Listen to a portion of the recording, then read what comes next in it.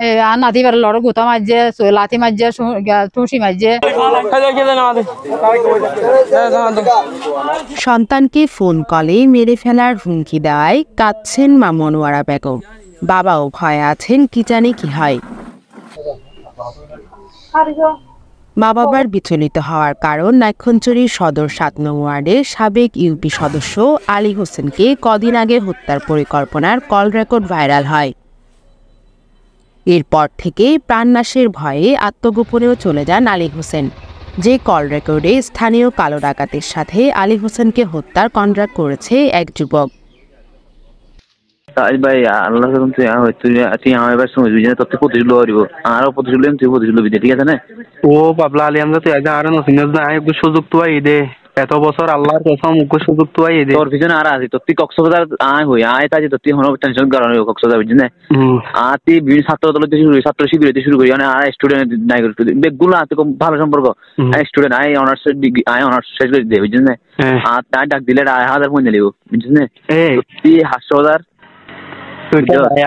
আমরা আর কথা শুন তোরা যদি আর লেভেল দিয়ে পারস অনেক আলী হোসেন বড়রে মারি বললা তোর তো কোনো চিন্তা করানো করিব এটা আই এটা ক্লিয়ার করে দিই আমি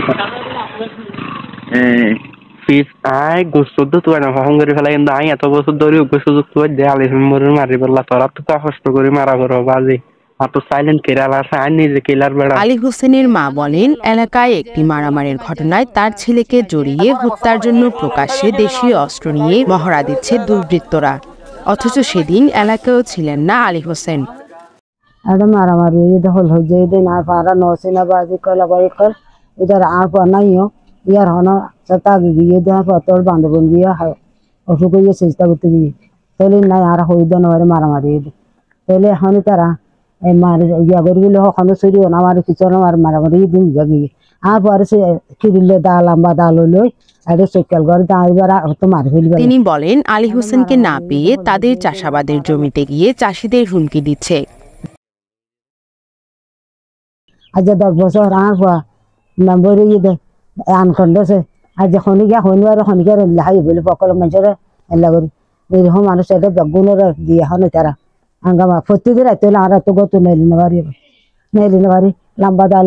তার বাবা বলেন, তার ছেলে জনপ্রতিনিধি থাকাকালীন মানুষের উপকার করেছেন। যারা মারবে হারিবে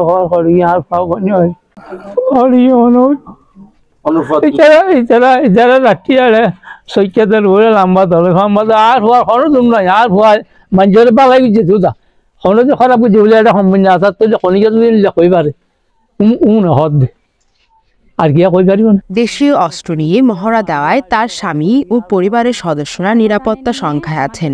আলী হোসেনের স্ত্রী একটা ঘটনা নিয়ে আমাদের বাসায় আসার পরে ২২ জন নিয়ে দল নিয়ে বড় বড় কন্দা নিয়ে হামলা করতে আসছিল। আমাদের আমার ভাইয়ের বাবি থেকে ৬ মাস গর্ভিত ওকে হামলা করে টন্ডলে চুলার ভিতরে ঢুকাই দিতে চাচ্ছিল, তো ওকে মেরে ফেলছে। গেল ১৪ ফেব্রুয়ারি নাইক্ষ্যংছড়ি বেঙ্গলা বাজারে তুচ্ছ ঘটনা নিয়ে কথা কাটাকাটি হয় তুহিন ও রফিক নামের ২ তরুণীর। সেখানে তাদের মীমাংসা করে দেন তুহিনের মামা নুরুল আফসার। এরপর ওই ঘটনার জোরে গত ১৭ ফেব্রুয়ারি আবারও মারধর করা হয় তুহিনকে। এ সময় তুহিনের চিৎকার শুনে তার ২ মামা আফসার ও জাহিদ এগিয়ে আসলে দুপক্ষের মাঝে হাতাহাতি শুরু হয়। এতে আহত হয় রফিকের নানা আসমত আলী। পরে তাকে নাইক্ষ্যংছড়ি উপজেলা স্বাস্থ্য কমপ্লেক্সে ভর্তি করানো হয়। পরে আসমত আলী পেটে ব্যথা নিয়ে মারা যান। পরে তার স্বজনরা ক্ষিপ্ত হয়ে তুহিন ও তার মামাদের ঘরে হামলা চালিয়ে তামাক চুল্লি ভাঙচুর করে। ঘরের মহিলারা গুরুতর আহত হয়ে হাসপাতালে ভর্তি হয়, সাথে ৬ মাসের অন্তঃসত্ত্বা রেশমা আক্তারও।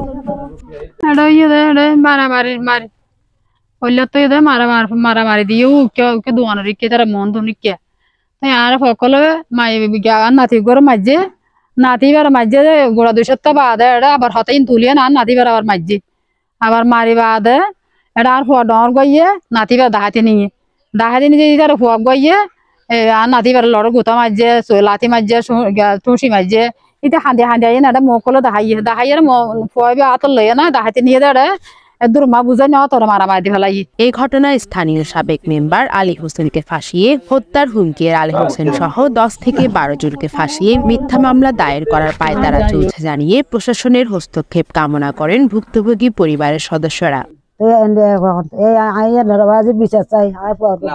News desk, CCN।